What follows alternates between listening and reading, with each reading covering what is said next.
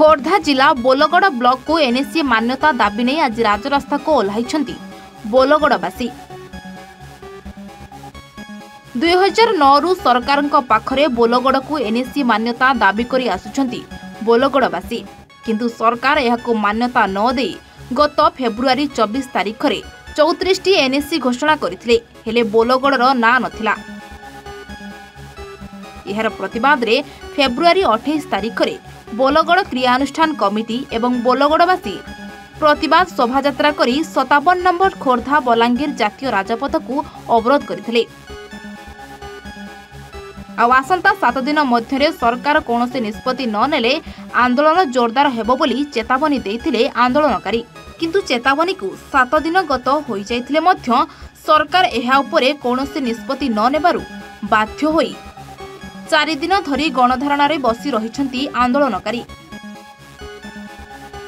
जे पर्यंत सरकार बोलगड़ को एनएसी मान्यता घोषणा करिनाहांती से पर्यंत अनिर्दिष्ट काल पई गणधारणा रे बसी रहिबे बोली चेतावनी दैछंती बोलगड़वासी।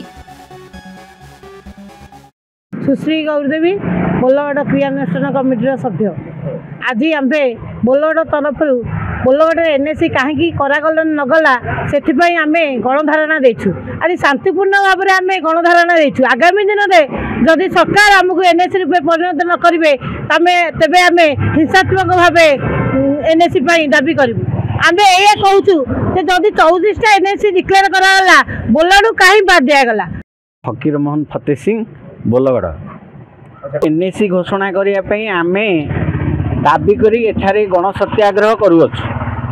आमे बोलगड़ ग्रामवासी सरकार को 2009 मसीह 2017 मसीहा पर्यंत विभिन्न तरीके दाबी उपस्थापना करथिले मध्य आज सुधा 2024 रे जो एनएसी घोषणा करागला ता भितरे आमर ना नाही। गोपीनाथ खाड़ंगा सभापति बोलगड़ एनएसी क्रियानुष्ठान कमिटी ये 2024 फेब्रुआरी 24 तारिख में जो सरकार घोषणा कले 34 एनएसी से बोलगड़ को बाद जाइए आम से दिन तीव्र असंतोष प्रकाश कलु ये 2009 रु आम एपर्यंत क्रमागत भाव में एनएसी दाबी उपस्थापन कर जहाद्वारा कि 2011 और 2019 दुई थर आम ओडिशा विधानसभा गृहीत होती एनएसी प्रस्ताव विचाराधीन अच्छी मंत्री महोदय कथा कहते जेहेतु 24 तारिख दिन घोषणा है ना 34 भितर आम से जो आज आंदोलन करूँ। खोर्धारू प्रदीप प्रधान रिपोर्ट A1 ओडिशा।